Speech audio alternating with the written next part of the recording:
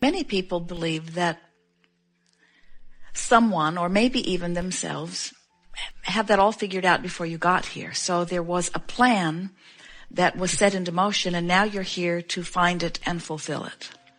And we want to say that that is partially true in the sense that you really wanted to come, and you knew that you would be of value, but you did not have everything all figured out before you got here. Instead, you know that you are a creator, and you knew that the environment that surrounded you would inspire new ideas. In other words, it was your absolute knowing that life would cause you to give birth to desires, and that giving birth to the desires was the creative process, and that then to fulfill your life's purpose, that you would have to become a vibrational match to what you had created. Don't you think that's nice to know? Yes. And does that satisfy you at all? Or are you really wanting there to have been some big plan that now you are here to discover? In other words, we would like to put it to you in that sort of a question to sort of get your attention. Would you rather be one who is here to figure out what was already predestined and then live it? Or do you like the idea of being the creator of your own experience? I like that idea, but it's just been a little scary. Why?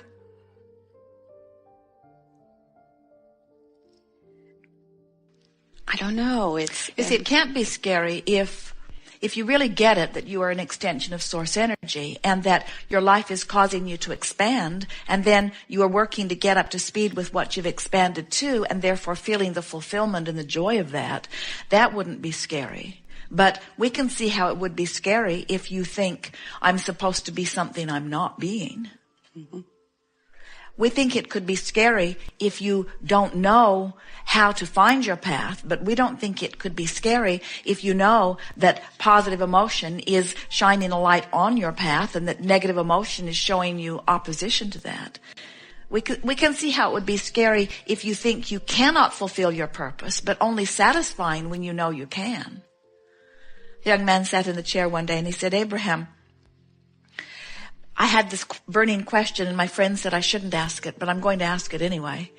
And we said, we're glad you're going to ask it because we consider it the best question that we are ever going to be asked. And he said, why does the dog put its head out the window of the automobile? and risk getting bugs in its eyes? And we said, because the ride is so worth it. And so that's what you intended from your non-physical. You knew that there would be contrast. And you knew that at times you would know more clearly what you don't want than you even know what you do want.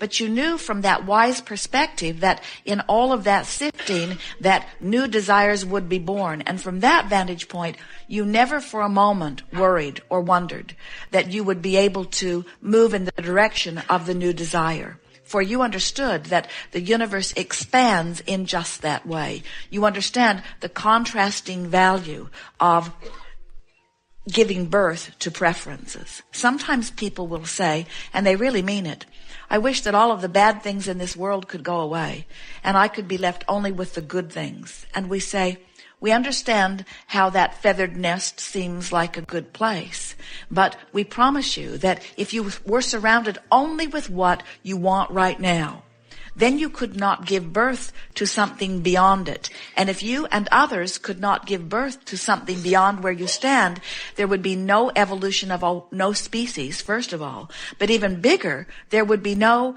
expansion that source would then ride the rocket of, and then the eternalness that we are all so aware of could not be. So you have to understand that the variety or contrast is what puts the eternalness in eternity. And so when you get it, that's the promise of what we all are expanding to be, then you say, well, I can sort of get that. I get that we are eternal and that life will go on and on. I just don't know where I fit into all of this. And we say, you fit in at the very hub of all of that. You and others like you. We do not think that you give nearly enough credit for the desire that you give birth to. Do you know? Look at it this way. So here you are living life in this time and in this space. giving birth to your version of what you think would be an improved environment, whether you're watching television or whether you're watching your neighborhood, living your own life. And as you give your perspective of what you think would be better, it goes into a vibrational escrow that is the promise of the future, because source energy becomes it. And future generations are born from that vantage point. So imagine the vibrational escrow that mass consciousness is creating. And then for a moment see that as the vantage point from which the new generations are coming forth. Can you see the value of what you are living? Can't you get it? That those who lived before you are partially responsible for the platform into which you were born? And so you can't get it wrong, even if you didn't know anything about deliberate creation, even if you didn't know anything about the stream or anything about your guidance system. So you just observed some things and felt good and observed some other things and felt bad. Even if you were a very indeliberate creator, creating life by default, as most humans are, you would still be contributing mightily to that vibrational escrow, and future generations would still benefit. And the eternalness of that which we all are would still be in place. And so we don't have to have a gathering to talk about that. That's just the natural evolution of the universe. That's just the natural becoming of the eternal creators that we all are. You don't even have to know anything about that. But the reason that we're here talking with you about it is because we think you should enjoy your head out the window.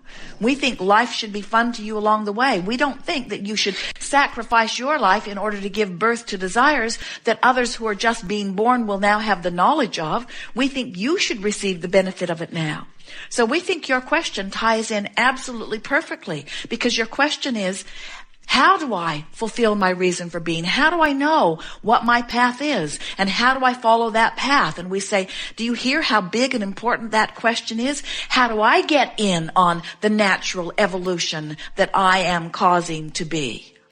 And we say, the way you do it is by deciding that nothing matters more than that you feel good. That while there are conditions and circumstances out there that you may very well observe that may be very fact-based, very full of truth, just because they're true doesn't mean they deserve your undivided or any of your attention. And so sometimes we tease Esther, because we see that even Esther, in all of the years that she's been hearing us and allowing us to flow through her, even Esther sometimes would rather be right than feel good.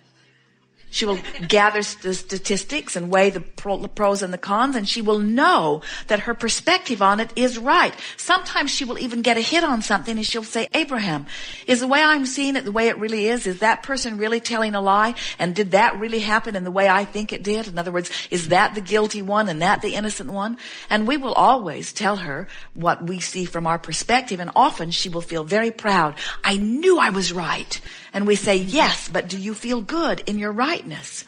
Because just because you're right does not mean that you are in alignment. And some think, well, Abraham, if you can give Esther the answer, how can you give Esther an answer to something that she feels right about, but then she doesn't feel good, and you don't feel bad about it? And we say, because we do not look at things and push against them ever. In other words, when you as humans live life experience and you give birth to something that is desired out of it, we always turn our undivided attention to the improvement, to the expansion, to the evolution. And when you do that, you will live happily ever after. So humans have a hard job, we will acknowledge, because you stand in the midst of all of this variety, and a lot of it you don't want to see. It makes you feel bad when you see it. And yet Abraham says that variety is necessary to you giving birth to the new idea. And you say, oh, I really am leading edge. I came forth from a place of feeling good into an environment that might make me feel bad. And we say, yes, but you always have the ability to turn immediately to what feels good. Sometimes humans will say, why would I come at all, Abraham? If non-physical is pure positive energy, why would I agree to be exposed to this contrast, so much of which makes me feel bad? And we say, because you are a creator first and foremost. And you knew that from the variety you would choose. And you did not, from your non-physical vantage point, see any of it as awful. You saw it more like a smorgasbord or a buffet. where you say, I would like some of that, and I would like some of that, and I would like some of that. And yet that doesn't seem like enough to you. It doesn't seem like that's fulfilling my purpose, to merely live life and say, some of that please, some of that please, some of that please. And yet it is. Humans get sidetracked because you go to the buffet line. Can you imagine going to the buffet line and saying to the nice people behind the glass, I don't want that. I've had that. That's awful. I don't want that. That just doesn't look good.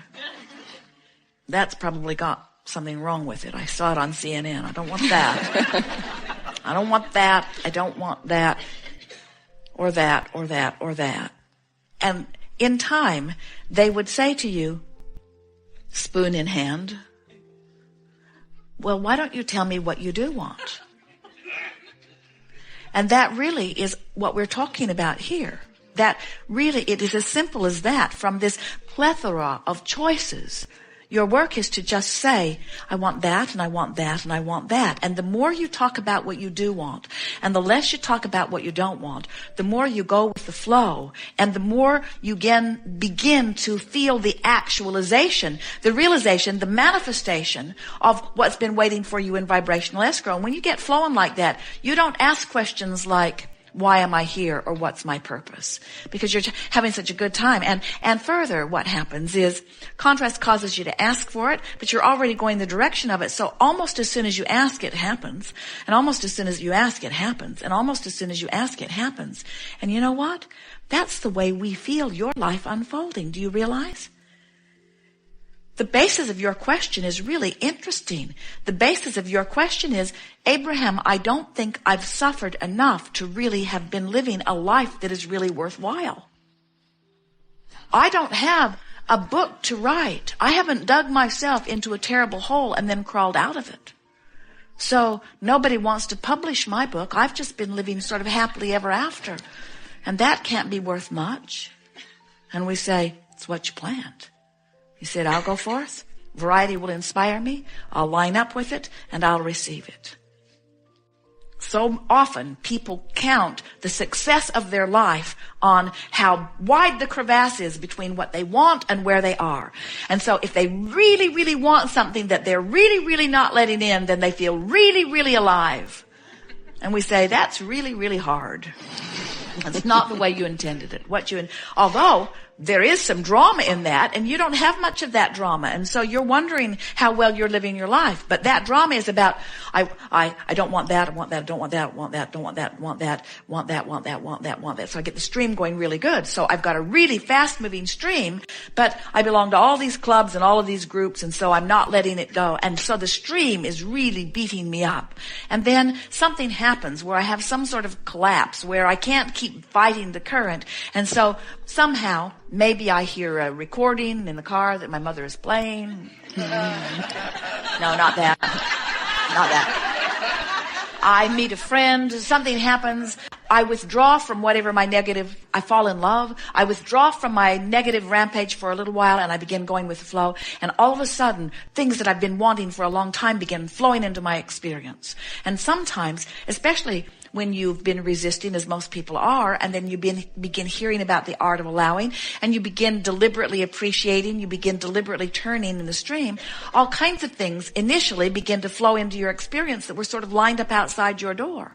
And then you like the drama of that. In other words, there's something about being really hungry and eating that is more satisfying to many of you than eating because it's time to eat.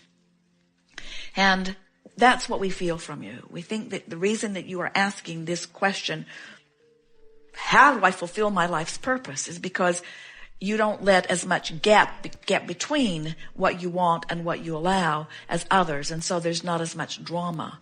And so you don't get any big books written about you. So now you understand you're right on track, yes? Yes. That you're fulfilling your life's purpose, yes? Yes. So now you can be less tentative about things and get out there. If your life isn't exciting enough for you, then just do more exploration, do more expanding. Don't be afraid of the contrast. And we do feel a little bit of that from you, from a lot of you. You say, oh, I'm feeling